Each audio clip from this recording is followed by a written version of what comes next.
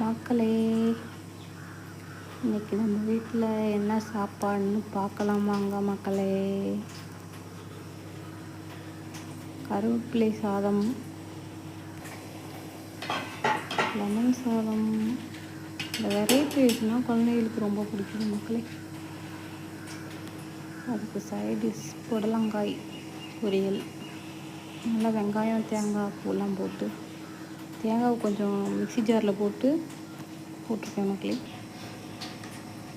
சுண்டல் தாளிப்பு, வெங்காயம் பூண்டெலாம் தட்டி போட்டு சுண்டல் தாளிப்பு. இதுதான் இன்றைக்கி நம்ம வீட்டு சாப்பாடு மக்களே. தேங்க்யூ. பாய், see you மக்களே.